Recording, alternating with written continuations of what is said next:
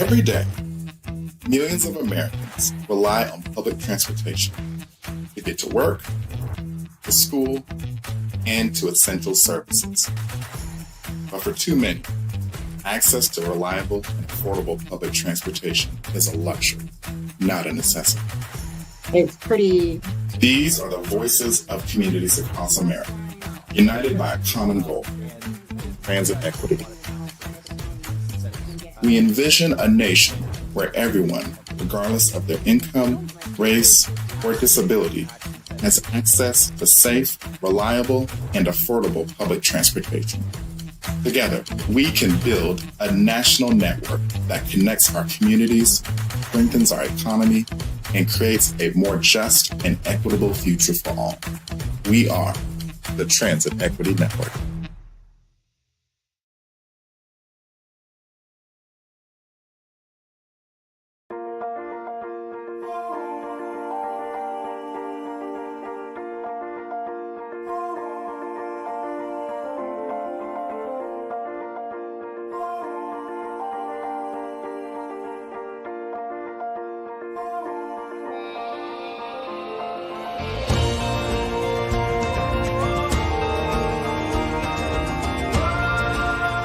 The best part of my job is like engaging with the community, getting to know different walks of life, different lifestyles from different people, driving customers from point A to point B safely and efficiently, and letting them see this pretty face, you know.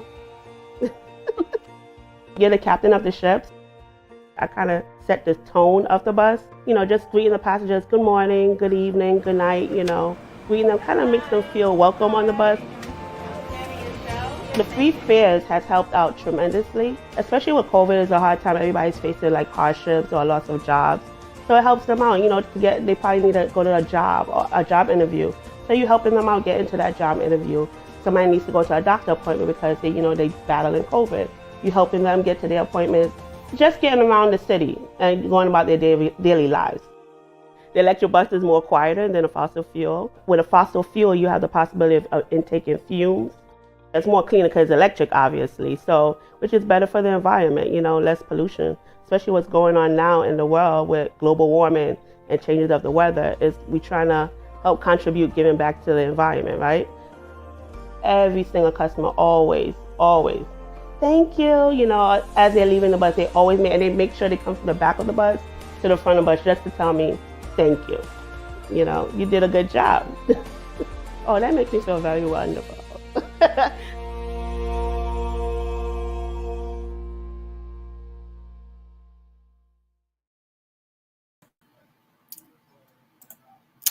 Hello, everyone. Happy Friday to everyone. Thank you for joining us on this very special meeting. My name is Bakari Height, Transit Equity Organizer with the Labor Network for Sustainability, and we thank you for joining us today. Those are wonderful words and a huge message for Transit Equity Day, which is something we're really excited about for February 4th. So we'll definitely drop those links as we go on with this video. But I wanted to first send a huge shout out to Jerome Horn, who's a friend to the Transit Equity Network. Last night, I've been up here recently for the Transportation Research Board and a lot of projects up here in the DMV region. So they had a Baltimore Transit Friends event at the Royal Blue. It was a really amazing event. I met the who's who of the transportation scene up here in Baltimore. I even got to meet the new standing director of the Baltimore City DOT.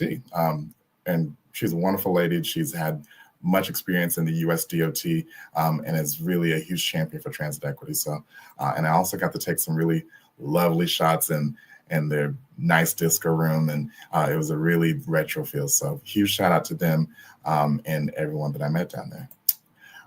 But yeah, I wanted to do this video because the Georgia Department of Transportation, or as we know as GDOT, has put out a state rail plan, and they're looking for comments until the end of the month. So I wanted to do a walkthrough of the website so that folks know and can speak out more for passenger rail. If you live in Georgia, if you're from Georgia, you know they don't necessarily invest a lot in passenger rail. So this is a great opportunity for us to really make our voice heard. So we'll do walkthroughs for that. But first, I wanted to let you all know where to follow us. Definitely follow us on all of our social media pages. We're on Facebook at the Transit Equity Network. We're almost to 100 subscribers on our Facebook page. Follow us on Twitter at Transit Equity In. Shout out to everyone who's watching us right now on our YouTube page at the Transit Equity Network. And if you've missed this live, you can definitely replay it after it is done. And if you want to follow me personally on all of my travels and everywhere that I've been, definitely follow me at Everything Bacardi Obama. And if you'd like to email me for anything Transit Equity Day related, or even Transit Equity Network, definitely email me at Bakari at labor4sustainability.org. So we're getting into this whole thing. I attended a meeting from GDOT that was called the 2025 State Rail Plan. Now, this is a public meeting that allows GDOT to go to the public about what they're wanting to spend on within the next fiscal year. So we're in a new year, so it's definitely time to figure out what we're going to be putting our money towards. So, it was a great meeting, and there was a lot of comments for people about passenger rail, which is good. We need folks to at least think about what other modes that we could really invest in the state, and especially as the state of Georgia grows. We're at 11.4 million people, which is the most that we've ever had in our history. So we really got to make sure that our infrastructure catches up with that as well. I'll go through a couple of the slides that I was able to capture from the presentation. So essentially, they're wanting to look for a vision that includes a safe and efficient and reliable state rail system that expands access to mobility for people and goods to sustain and strengthen Georgia's economic competitiveness. Georgia's still a huge leader in business for the state. So a lot of this really feeds into them wanting to make sure that we're continuing to lead, and we're continuing to also expand into other modes with that. And it also shares in with their multimodal vision. It's not just within it's not just within freight rail, but it's also within passenger rail. And that's what they hope is their mission, is to deliver a transportation system that's focused on innovation, safety, sustainability, and mobility. Things that we at the Transit Equity Network also believe in. So essentially what they want to do is this. They want to inform and discuss the public about future rail priorities, as well as evaluate the infrastructure requirements based off of the comments. But they also want to provide this communication to policymakers. So we're going through a General Assembly right now. So if this does resonate with them, then they'll let lawmakers know so they can put this into place. And then also gain insight on the challenges, which we'll look at some of those challenges when we get later on into the meeting. So I wanted to show y'all what currently exists now. So if you look at the map, I know it's a little difficult to see, but that's all of our rail within the state of Georgia. We have 2 Class 1 freight railroads that operates over 3,288 route miles. That's a lot. We also have 28 Class 3 short railroads, and those operate a little over 1,000 miles as well. And we also have Amtrak service with 4 daily Amtrak routes that serve 5 inner-city rail stations, those 5 being Atlanta, Gainesville, Toccoa, Jessup, and Savannah. Now, essentially, there's different definitions and different sizes of it. We'll go on to that. But if you're not familiar with any of it, also intermodal means the transportation of freight in an intermodal container or vehicle using multiple modes of transportation. So this may mean taking something off of a ship in Savannah or in Brunswick and putting it onto a railroad or putting it onto a truck. And then you'll also hear intercity and commuter rail. These are intertwined definitions of passenger rail systems. And then, of course, Amtrak is the procurer of that. So, of course, most of this is invested into freight rail. So there's 2 Class 1 railroads that provide freight rail in the state of Georgia, CSX and Norfolk Southern. They provide long distance freight services. So they go through Georgia and they serve as a backbone to the rail network in North America, at least in the eastern part of North America. They operate major rail yards, and you may see some around the state of Georgia. They also connect to major industries like the Port of Savannah, Port of Brunswick, as well as within the inland ports. And they operate 6 of these in North America. 2 of them are in Georgia. There's also short line railroads. Now, you may not hear about these as much, but they provide this first mile, last mile connectivity to the larger Class 1 railroads. And they really are important in making sure that they provide a lot of this connectivity into bringing things from point A to point B. Now, they spend a lot of money, and there's a lot of money that's earmarked for these projects, 104. And they include a long range of things like upgrading tracks, but also safety upgrades to these tracks. So for railroad crossings that don't have the gates that prevent cars from going onto the tracks while the trains are coming, as well as with signaling. These really go into what they're looking at as far as these budgets. So currently right now, there are 36 state-owned railroad projects, 4 privately owned railroad projects, and 64 crossing projects, which all total up to $201 million. Now, where does passenger rail come in? So if you're not familiar with it, there are different forms of passenger rail. So we'll start from the top. There's rail transit, which is all-day frequent service, and it's usually in more denser areas like Atlanta. So if you see the picture, that's a MARTA train in Atlanta. And they operate based on headways instead of daily trains. And they're usually closer together because they're serving more denser areas where people need it more. And they're usually regulated and funded by the Federal Transit Administration. So that money is received from the federal government. There's also commuter rail, or in some places it's called regional rail. Now, this usually serves a metro region. Good examples of this is the SEPTA regional rail in the Philly region, Metra in Chicago, also the train you see here, the MBTA in the Boston region. They usually serve as a point place for daily workers that work into a city and live into a suburb. So they usually run at peak times, but some systems like the one in Philly that I mentioned, they run all day. These stations are also close together. Some are close, some are far. They're also regulated and funded by the FTA, and they also could be funded by the state. Virginia has a commuter rail system that's also funded by the state. These are examples where we could implement this in Georgia. And there's also passenger rail, long distance passenger rail. So these usually serve long distance trips connecting major cities throughout the country. So a couple of those examples we'll go over later. But this is an example in the picture that you see at the Peachtree Station in Atlanta, serving the Crescent Line that goes between New York and New Orleans. So you can get on this. That train comes once a day, but they're usually spaced further apart to kind of service either small towns around the country or connect into big cities. But they do get through fast, and they could be much faster. And that's something that we'll also explore later on in the show. And I want to show some examples of what some of these stations look like. So I'm originally from Jessup. So here's an example of the Jessup Amtrak station. Now you see this is the platform that you would use to get onto the train. The train would come through here and you would just step on, and usually it's a step up version of it. And here's the station.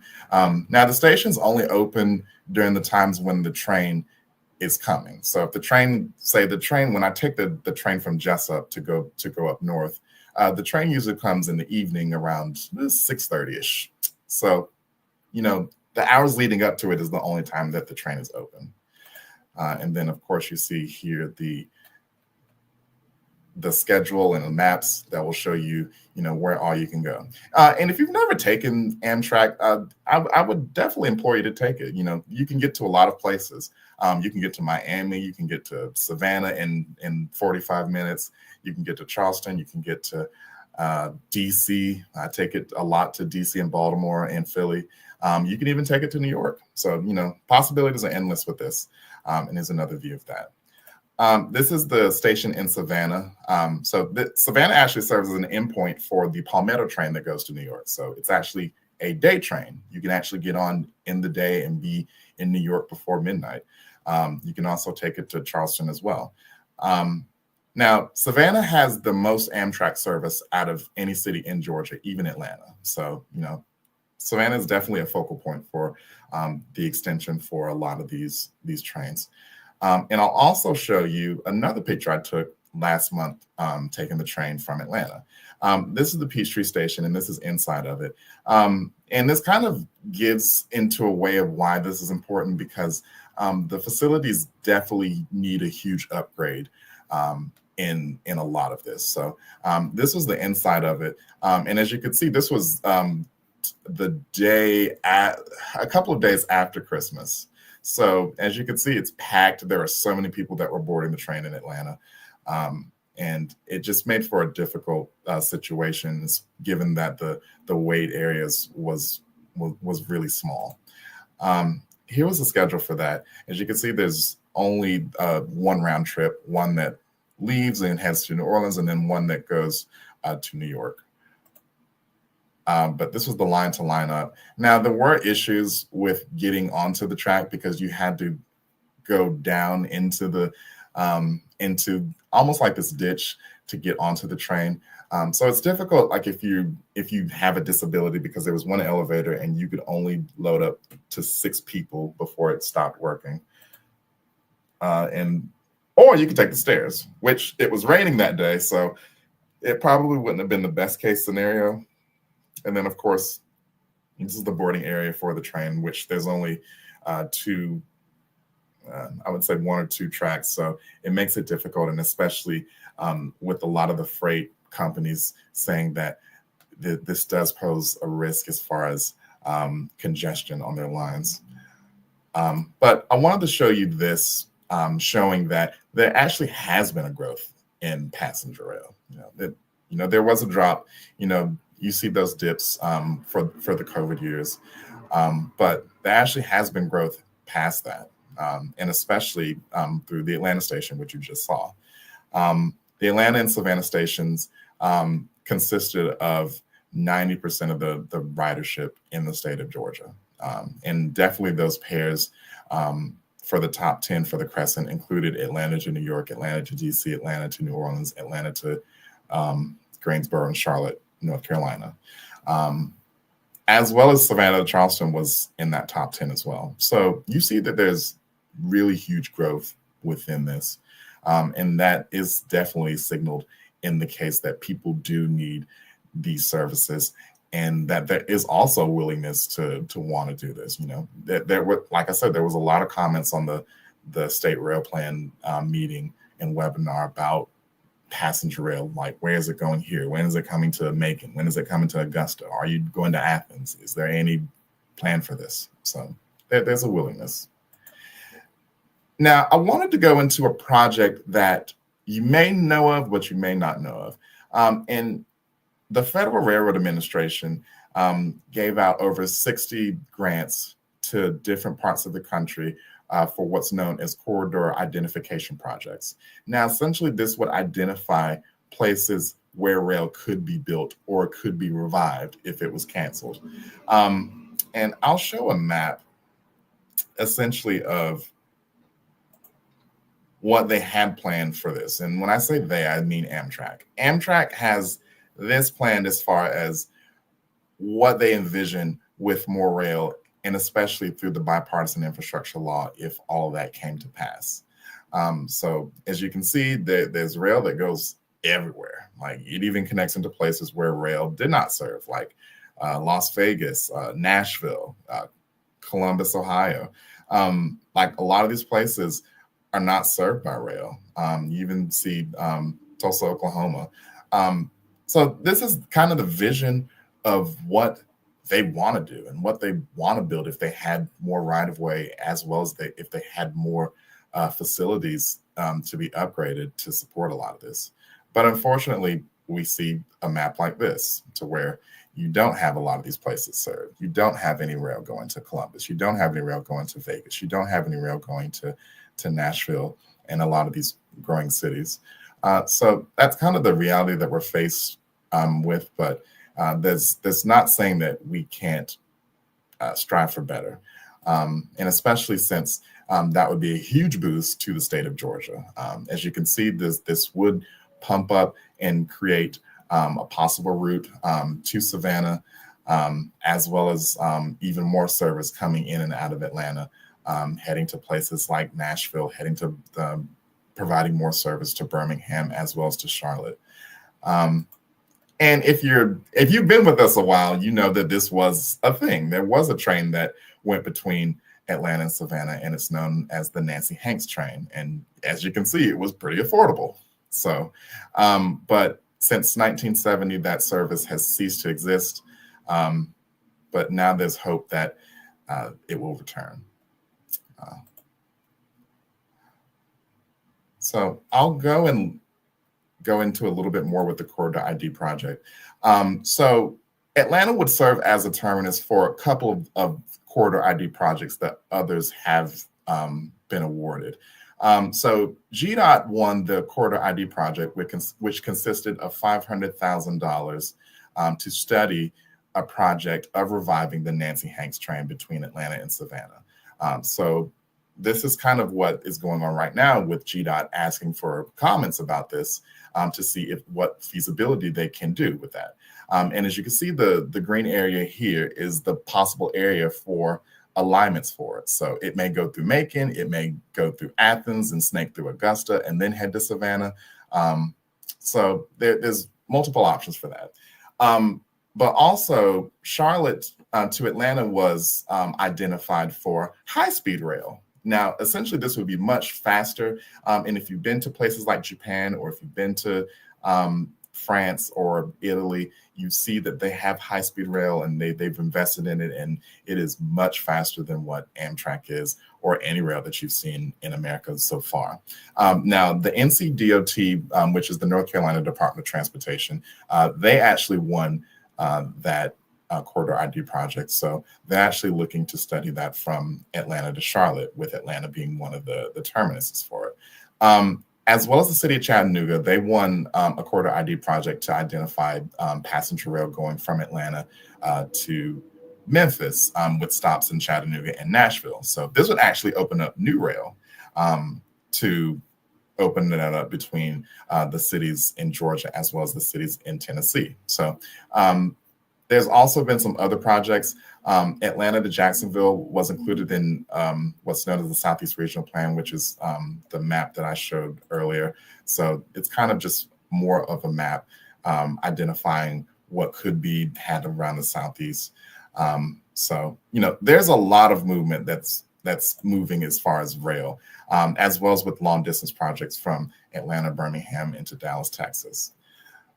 So essentially, this is what the project schedule looks like. Right now, they're looking for, and they're going to be doing outreach for quite a few years. So, and they're also going to be doing analysis as well as looking at funding mechanisms. Currently, we're only funded for this study, but we're not funded anywhere afterwards. And then, of course, afterwards, we would still have to do the environmental impact statement. So they've got to see if the ground is okay, if there's anything that may be hindering it underneath. So all of that has to be gone. So it's not likely that it'll happen before 2030, but if we put the fire to the ground and we elect the folks that we need to elect that want to support this, we possibly could get it done quicker.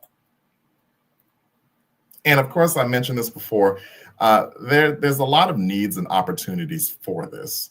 As you saw, I showed pictures of the inside of the Peachtree Station for Amtrak in Atlanta. This is what the outside looks like. And it doesn't look anything spectacular, nor does it seem like anything that you can really walk into, or it seems dynamic that connects into the rest of the community. But this would add 2.4 million more people within the Metro Atlanta region. So we're going to have a huge, tremendous growth with folks moving into Metro Atlanta, as well as within the state of Georgia. So this is really going to be a huge boost, and we're really going to need more options for this. And it's not even just Atlanta. Like, a lot of other places around the state are growing. The Augusta region is growing, as well as like places like Savannah, places like Macon, and even the rural areas. They're growing like a weed. So we're gonna have to figure out where we're going and how to plan for a lot of this. So they've collected some feedback already, and especially from stakeholders. So this is essentially what's kind of in our way right now, and it's mostly existing bottlenecks. But there are economic development opportunities. There is some state-owned railway that goes to the Blue Ridge area, so there's possibilities of opening that up again. And there's also a possibility of relocating the Savannah station closer to downtown. If y'all already know that Savannah is a huge tourist hub, so this could be a huge benefit, and especially if you're coming from places like Jessup and you're looking for an option, sans driving. But there's also other feedback as far as looking at the delays for Amtrak based off of the Class 1 railroads that they have to lease from. But there's also a chance to integrate passenger rail with federal emergency responses. So if you all have witnessed the cold snap that we've been having, as well as the snow, but also, our huge thoughts are within the folks with LA, with the wildfires. But even back last year with the hurricanes, this could also be a case for evacuations in the case of that, to where people without a vehicle or without sufficient transportation can get to higher ground. So, this is definitely a case to where we can really implement this in. So you've seen the rail plan schedule. They're definitely looking forward to meeting with folks, but we've got to get folks to these meetings, and we definitely have to get folks to sound off on these comments. So if you'd like to leave a comment, you can leave your comment on the online map by January 31st. And like I said, this meeting will be available for you to stream again. So if you'd like a walkthrough for it, I'm about to go into that. But you can also visit the GDOT website at www.dot.gov/GDOT/pages/state rail plan. And if that is way too much for you, I will put it in the chat, as well as if you email me, I can also send it as far as a link so that you can go and follow through. And if you have any questions further that you'd like to ask GDOT, you can definitely email them at railprogram@dot.ga.gov. Again, that's railprogram@dot.ga.gov.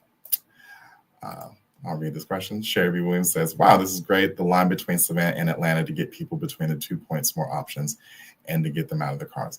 Absolutely. Like, there's not really many other ways to get between Atlanta and Savannah, even though there should be. And it's always difficult to figure out other ways other than driving, other than getting on 75 and 16 to get between the two places, unless you want to take Greyhound. So yeah, I think this will definitely present a new option for people to get to it, and especially for tourism, because that would allow people alternate ways to get to the beach and get to places between there. So I'm going to share my screen, and we're going to go and walk through this website. Now, I've only seen it once, so I definitely will be seeing it new with you all. So let's walk through this together. So this is the website itself. So as you can see, it says Georgia State Rail Plan Outreach 2025 State Rail Plan Stakeholder Workshops. So if you scroll down, it says help shape the future of Georgia's rail network. Georgia Georgia DOT invites you to participate in the 2025 Georgia State Rail Plan Stakeholder Workshops. These workshops are designed to gather input from stakeholders and industry experts to update the state rail plan, which guides the development of Georgia's freight and passenger rail services. By attending one of these workshops, you'll have the opportunity to contribute to discussions that will shape Georgia's rail infrastructure, focus on improving safety, efficiency, accessibility, and economic competitiveness. So they give more of this here. And they have the presentation on here if you'd like to go and read through it again. So it's essentially some of the same things that I just showed you now, as well as a video from a meeting they had back in October. And if you scroll down, there is a comment map. Now, this is where you can put your comments in. So here's a pop-up that basically says, use this map to explore the general locations of the state rail plan projects in Georgia. The 3 tools at the bottom of the screen will allow you to navigate the map and leave both general and project-specific comments. And all you do to get into is just hit the box here that says, I understand and agree to the data disclaimer, and then you hit Launch App. Now, this is better suited if you did this on a computer. You can do this on your mobile device, but it's going to be difficult to do. So as you can see, that this map pops up. On the left column, it has a couple of options, one to add your comment, another to guide to add comment, and then different map layers. So we'll click on the map layers. And I'll zoom in here. So there's a couple of them that says, there's this red icon that says areas with needed rail improvements. So they'll signify places where they want to do better. So let's go to South Georgia to get a better sense of this. So we'll click on this one, and this one's kind of over Fort Stewart. So we'll click on this and we'll see what it says. It says the applicant of this corridor ID study is GDOT and the route is from Atlanta to Savannah. So essentially this is representing this big bubble right here. So this big bubble is the representation of that corridor ID project that we just talked about. So they're looking at what best options to do this passenger rail line between Atlanta and Savannah. So that's why everything in this bubble is here. So as you can see, Atlanta's at the tail end of this, but you also see Gwinnett County, because Lawrenceville is right here. You see Athens, where UGA is, and you see everywhere, like the Oconee National Forest, Milledgeville is in the middle of this, Macon, the I-75 corridor. You also see places like Dublin is right here. You see Augusta is on the other end of this in Fort Gordon, as well as Statesboro, and then Savannah's at the end of this. So everywhere in that kind of represents the corridor ID project for that. But that's kind of what that means as far as that project. Now, they also point to the North Carolina DOT project for the high-speed rail. So this would be exciting if you did live in a place like Athens, because that means that that project could possibly have a station in Athens for high-speed rail. So you could really get to a place like Charlotte really quickly, or you can get to Atlanta really quickly. So, and that's what this signifies. And we'll zoom in on that. And as you can see, there's three of them here. That's the one that, well, this is the one for this whole bubble. This is,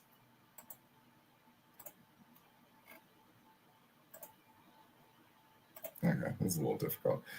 Let's click on this and see if it goes back to the NC dot. All right. If you click on the line, it shows up the NC dot. But then if you go over, it shows both of them. So that's kind of how that works. Let's see. I'll check into the comments periodically. Brian said hello. And I hope and pray we do deliver this. Right, I do too. I think this would be a really huge boost for the state of Georgia. Sherry said tourists and college students will benefit from this much needed line. It'll also help reduce auto fatalities, less people on the road, better air quality. It's a win-win for all. Absolutely. This is a huge win for all. And if you've seen other states, like I mentioned Virginia is really investing a lot into passenger rail, and it's really having a huge boost given that they're also growing based off of the influx of people moving from DC to Richmond, and Richmond being on the Northeast Regional, which is one of the heaviest ridden Amtrak lines in the country. So this is a huge benefit for them. Speaking of those economic opportunities, if you see this green logo, that's what this represents. So we'll click on this one in Atlanta, and it links up to the NC DOT program as well as the GDOT program. So every one of this is kind of a repeat, but signifying that this would be an economic boon for the economy. And you see there's even one in the middle of Atlanta. Now, I did put a comment here, so I want to see if I can find it through here. And if not, then we'll put in another comment. Let's see.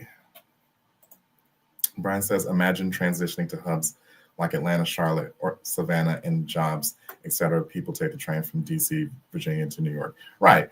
This is commonplace up north from DC to Boston on the Northeast Corridor. So imagine if we did do this for the South, with going between Atlanta, Dallas, Nashville, Charlotte, like all of these big cities that are just not really all that connected by a lot of this. Now, the blue comment says existing bottlenecks. So if you see this one here, I'm trying to see if I can pull up any comments.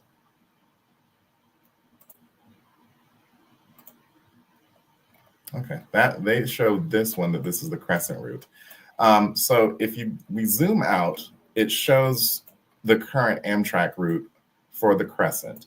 Now the Crescent again is the Amtrak line that goes between New York and New Orleans, with stops in Atlanta, Gainesville, and Toccoa. So you see those pop up on this line as well. So it's identified as an existing bottleneck because Amtrak doesn't own the line, Norfolk Southern does. So usually Amtrak trains have to stop to allow freight trains to go through because the freight trains have the priority, versus up north between DC and Boston where Amtrak owns that line and they have the priority. So yeah, that would be an existing bottleneck. So I'm glad that was mentioned by GDOT. The yellow means underway projects that are not represented. So as you can see that there are some here in Atlanta. So this is over in Holsey Yard. So I'm assuming that's something that is dealing with that. This is south of it, kind of around where the Beltline is. And then here is another one where the MARTA tracks are in Southwest Atlanta. So that's what's representing that. And then the black kind of comment bar here is other feedback.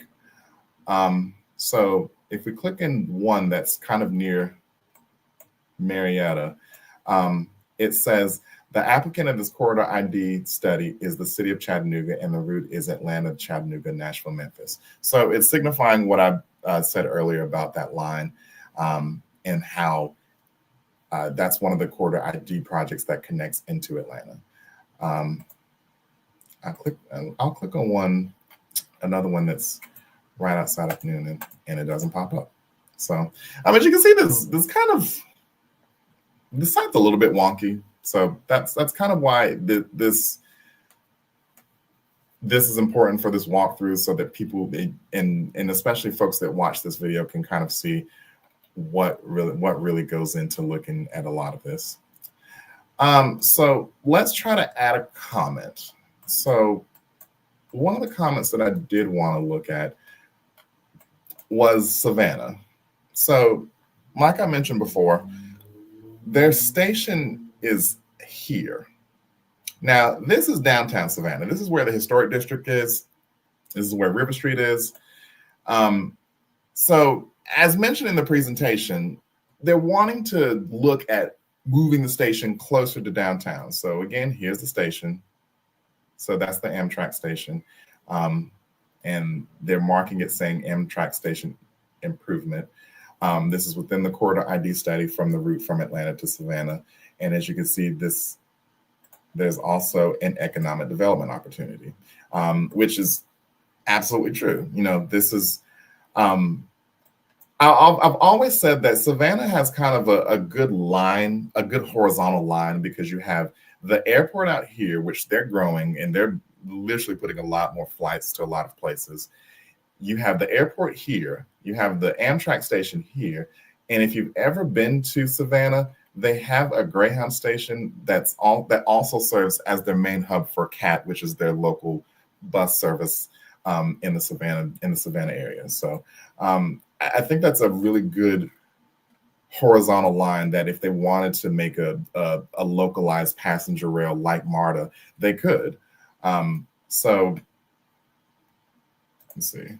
Amtrak needs to get their air rights to avoid bottlenecks over the priority challenges that create severe delays in the South. You know what? We'll be discussing that for Transit Equity Day. And if y'all are interested, we're going to be having a roundtable for folks in the Carolinas. So we're going to have advocates from North and South Carolina to talk about, you know, their different strengths and challenges, because North Carolina has also been investing a lot in their inner city passenger rail, but South Carolina hasn't necessarily been up to that. So let's look at putting a comment here.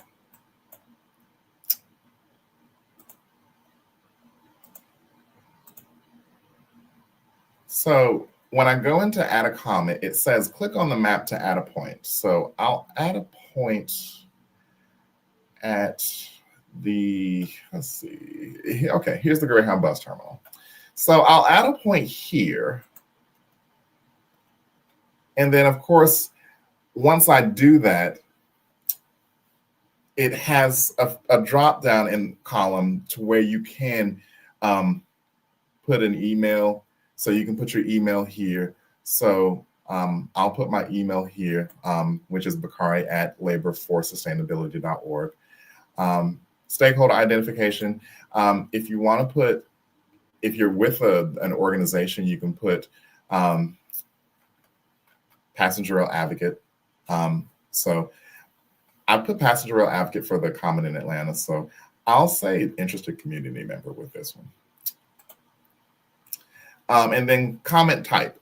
So because this is a consideration with moving Amtrak, I might put other feedback. Now, as you can see, the comment that I put the last time it still pops up in here.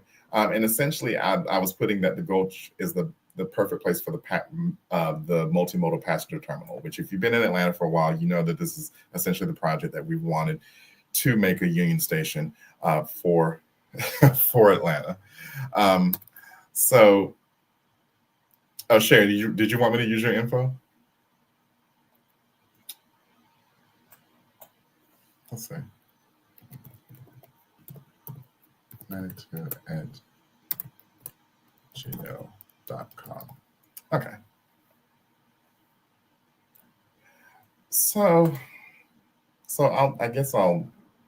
Sherry, do you want to come up and so you can tell me what to put in this comment?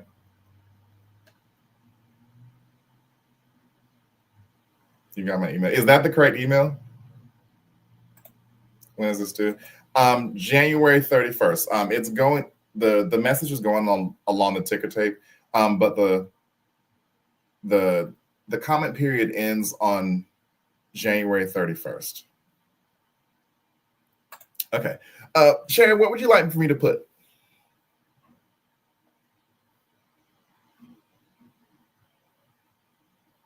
And if you'd like to come up, I can drop the link and you can come up.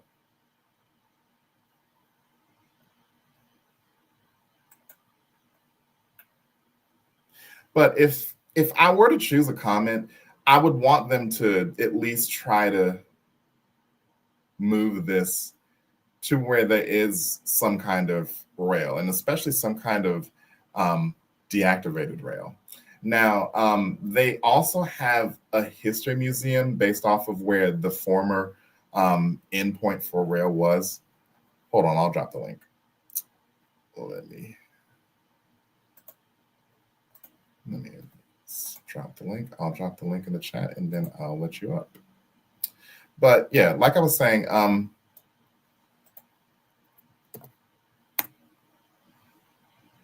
yeah, you can hit that link and I can bring you up. But Amtrak could possibly move the station here where they have rail. And I know it's kind of faint the way you can't see it, but it does kind of come in, and they could build new rail coming through here. So, and because it's right by the historic district, you could have walkability. And of course, Savannah is a historic city, so they have a lot of these trolleys that go around the city. So that could definitely be a last mile connectivity point to any points of interest, whether it's to people's hotels, whether it's to River Street. They could even build one that goes way over here to Tybee Island. And I know that's another option that possibly hasn't been explored just yet, but yeah.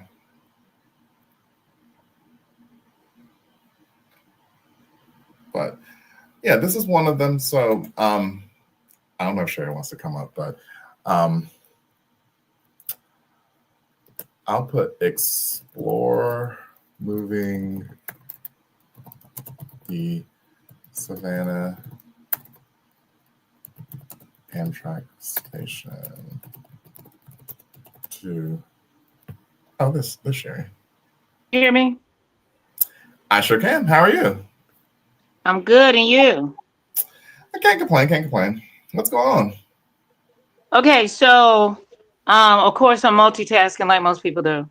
So this is much needed. So you said what comments? The comments are that this is much needed.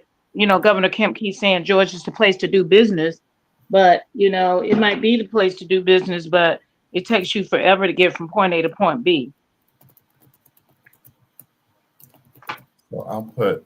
So and people who been here a long time have accepted that fact and seem to be still in the mentality that we don't need bus dedicated lanes and they could care less about Amtrak because they just want to stay in their cars. But all of the people who really want transit are people with vision, who is small in number, or the underserved. And they are also people from other states that think that we have lost our mind, that, you know, transit doesn't go more places. So obviously they would have to know the history of how racism rears its ugly head in those corridors. And unfortunately, those people who feel that way are still are in power. So it takes forever, if ever, to get these things done. I go to Savannah not on a regular basis, but when I go, I'm just always shocked that between Amtrak and Greyhound, the options don't usually make sense because Greyhound and Amtrak, as you just showed, has such limited service. Absolutely. And I think there's only one train a day and 2 buses a day. One of them you get in close to midnight and the other one leaves Savannah at 2:00 or something crazy. So if you went on a business trip or on vacation, those options just don't make sense for college students or the business traveler or tourists. Right. Yeah, and especially because like the Greyhound station, if you've ever been to the one in Savannah, it looks nice, and it also is a multimodal station because you can get. But didn't they rehab it like about within the last, like right before COVID? They did. It looks beautiful. Yeah. It's beautiful, and especially because you can get off of Greyhound and you can get onto their local service, or you can catch one of the trolleys that goes around the historic district. So that kind of that multimodal mind that they were wanting, they could really get with this station and moving this station, because now it could be much bigger. And I'll show examples for that, but I'll go ahead and put this comment in so that you all can see that it has been created. So Yeah, and Bakari, from a rapid rail standpoint too, you know, I'm always shocked or just can't believe that there's so much median space in the middle of the interstate between Atlanta and Savannah. right. That some kind of way could really connect and get us out of that priority situation with Amtrak, because I've taken the line, the Silver Crescent, from Atlanta to New Orleans numerous times, and to have to pull over for the freight train are, you know, unexplained. I mean, just the delays are just endless. So that train is always late, or excuse me, I want to say that train is rarely on time. So if you taking a mode of transportation and it's always late, are you going to continue to tolerate that? Not if you have an option of a car, because you want to just get there, and that's unfortunate. Because that defeats, you know, us moving forward with rapid transit, as you pointed out, how other countries got bullet trains and all of that. So, Absolutely. Now, I want to show more of this because I don't have a lot of time. So thank you, Sherry, for that comment. But yeah, someone was asking like how long do we have for this? So I'll put this up again. You can leave a comment on the online map up until January 31st. So that's definitely going to be a huge benefit if you're looking to do that. Also, if you want to email any questions to GDOT about this process, definitely email them at railprogram@dot.ga.gov. And if you're subscribed to the Transit Equity Network listserv, you could definitely, I'll drop those links in there as well. But before we leave, I wanted to also put thought into mind about what we could get as far as a station. So I'll put this one in. This is Washington Union Station. So of course, this is the third, this is where Amtrak is headquartered, and this is the third busiest rail station in the country. And you can see why. Like it includes everything. It includes Amtrak, it includes Greyhound, it includes Flixbus, it includes Megabus, it includes it's also within walking distance of the DC streetcar. If you go around the corner, there's metro access, so you can get on the metro rail. As well, you can even rent a car there. So it's kind of that center of transportation. If you needed anything, it's right there. So that's why it services that. There's also food options here. When I used to go to DC all the time, taking great Megabus from Atlanta, I used to eat at this place called Shop House Southeast Asian Kitchen. So it was really good. It's no longer there because they've just really switched so much retail there. But this is one of the main halls that has so much retail. As you can see, those are the different options that you can take with getting through there. This is one of their main halls. They just put a Raising Cane's in, if y'all like Raising Cane's. Of course, there's a McDonald's over there. There's a Walgreens inside if you just need a couple of little things. And there's even more food options like Chick-fil-A, Chipotle. There's a Taco Bell inside, the Wendy's, halal, cheesesteaks. So, you know, this is essentially what we could have in Atlanta, in Savannah, and places like that if they'd like to. So I just wanted to give that food for thought. So yeah, if you have any questions, if you have any thoughts about that, definitely email me. I'll put my email here, bakari@laborforsustainability.org. I definitely would love to answer your comments. Huge shout out to everyone who's been commenting and emailing me this week about a lot of what's going on with that. Now, I wanted to, before we go, I wanted to give some events that are going on, because this is going to be a lot going on between now and even after Transit Equity Day.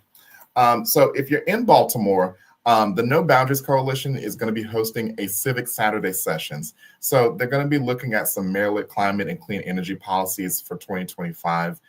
So they'll be having that tomorrow, Saturday, January 18th, from 12 noon to 3 p.m. at the Baltimore Unity Hall, 1505 Utah Place, Suite 101 in Baltimore.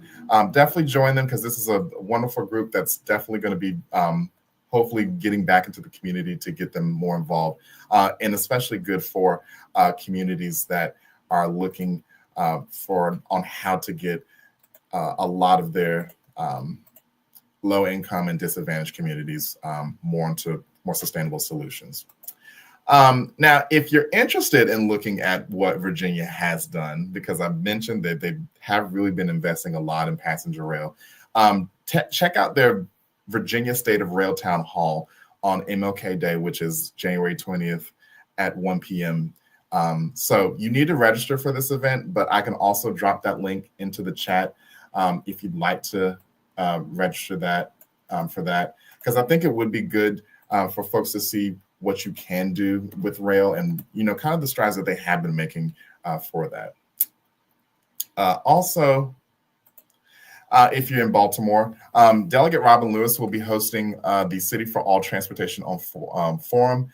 That will be January 25th from 10 a.m. to 2 p.m. at the Johns Hopkins East Baltimore campus.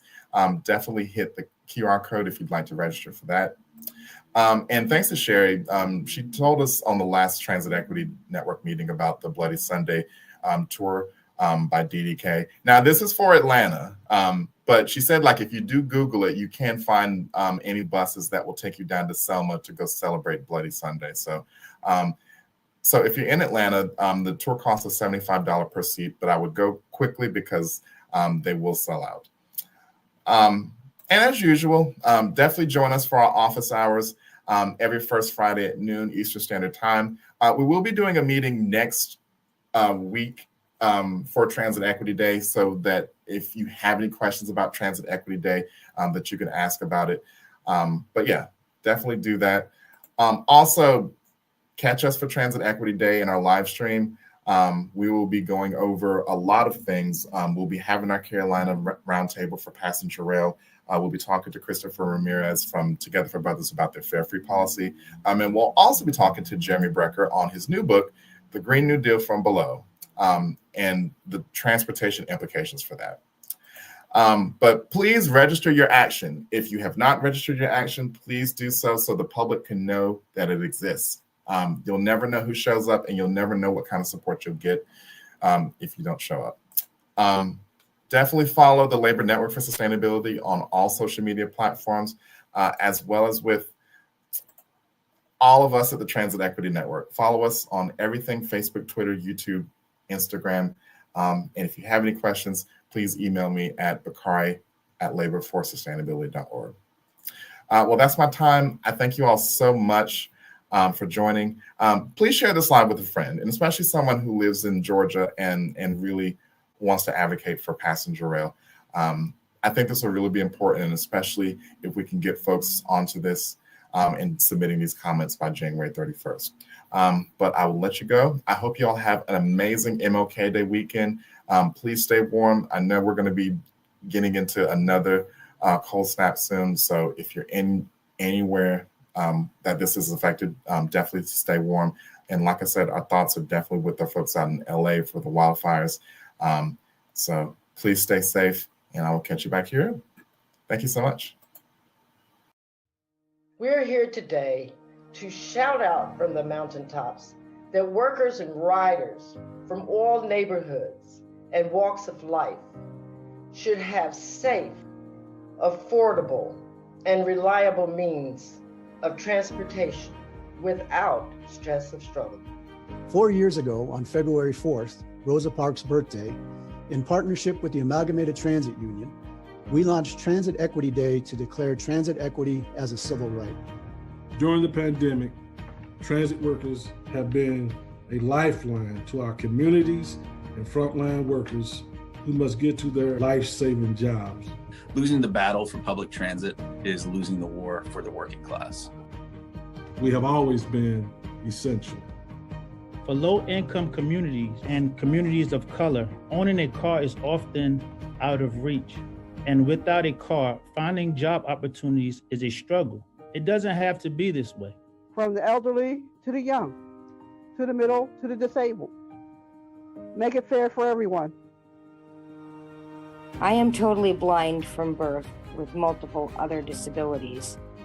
Transit-dependent riders, youth, elders, people with disabilities have no choice but to ride. The lack of quality private transit services significantly hinders the ability of people with disabilities to live full lives. This is an equity issue in terms of making sure we have the transit system that actually serve not just the well-to-do, but every working person and every poor person. It was challenging for me to wake up early every day and try my best to not miss the bus, but I had so much tardiness, not because I was playing around, but because of public transportation. Make no mistake, transit and postal service both serve to preserve and foster our democracy.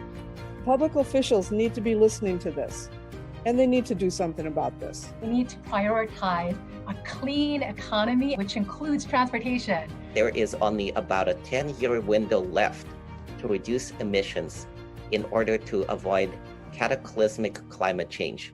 Before being hired by BYD, I drove long-haul truck. At BYD, I'm able to make electric buses. They don't put out toxic fumes. Clean energy versus diesel energy. Big difference, makes the heart feel good. We can fund transit and we can fund clean energy. We must fund them both because the public counts on it and they need it.